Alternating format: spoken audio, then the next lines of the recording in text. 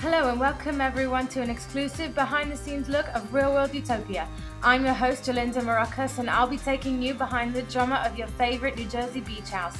Let's give a welcome to the show's executive producer and best-selling author, Thomas More. Thanks for having me, Miss Jolinda. So, what inspired you to take a utopian community from your book into reality? Utopia began as a social experiment in which we could try and bring some of the best and brightest of our history together to create an intentional community run by my utopian goals. My goal was that although the features of a utopian society were admirable, they are unrealistic when put into practical context. So that's where the intentional community comes in, right? Exactly. No one is born into a utopian society, so creating an intentional one seemed like the next best thing. All the while throwing in a utopian set of house rules, right? Well, let's take a look.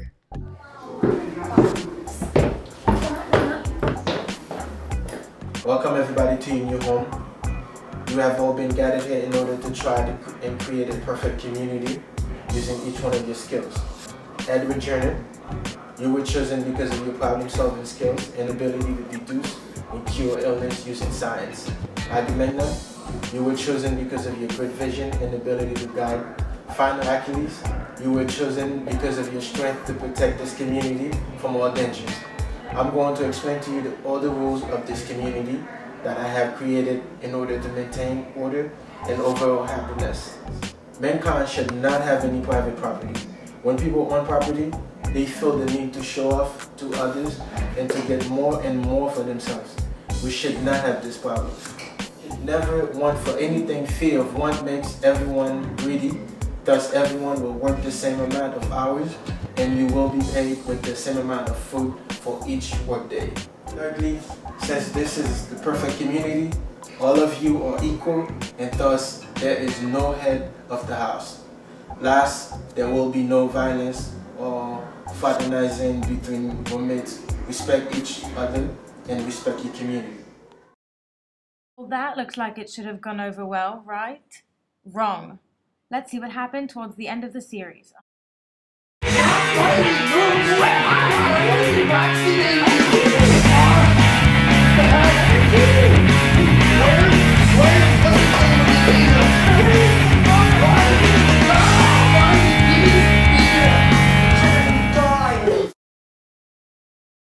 In his laboratory, and so will you be after the commercial break.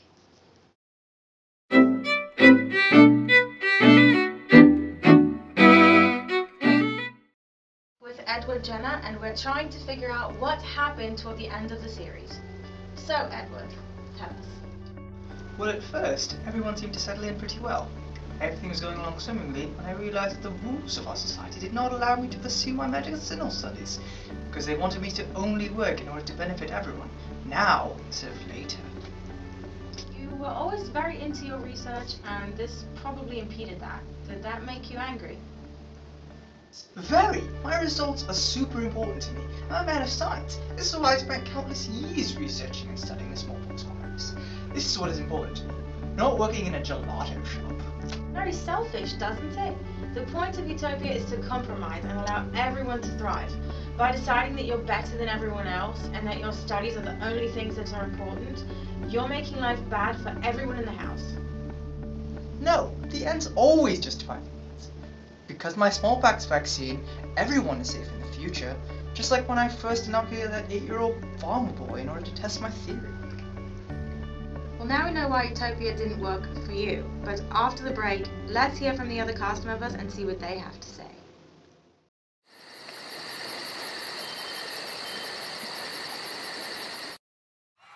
Hey, how are you? Wow, you guys look pretty upset about Moore's house rules. What was the problem? I'm wide-rolling Agamemnon, for God's sake. Just check the Iliad. I've been in a leadership position my whole life. I'm the ruler of Mycenae, and during the Trojan War, I was pronounced the leader of the expedition. Moore's house rules denied me my divine right to be ruler. that why you tried to overthrow the household and become its dictator? I'm Greek. Conquering is in my blood. I take my rightful place wherever I go. Well, that's the understatement of the year. If I were king of the forest, not queen, not duke, not prince.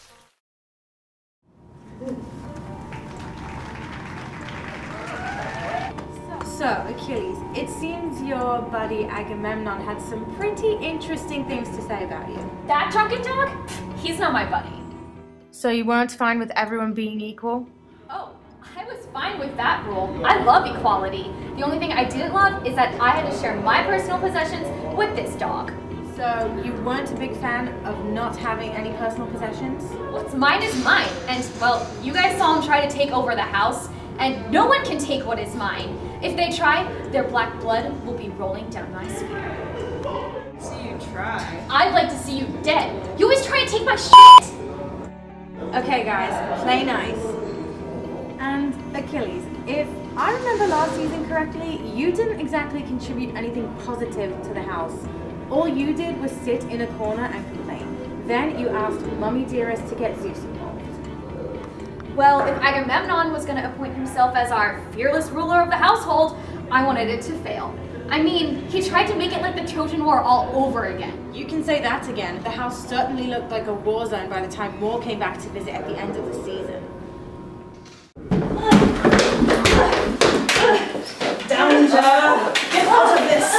I am king. Nobody deny me. Alright, stop the fighting. Thank you for proving my theory. Get up! Well, that's all for tonight, guys. Mr. Moore has officially cancelled the show because of its failure. Stay tuned for next season's new show, The Apprentice by Niccolo Machiavelli. Good night. You're fired.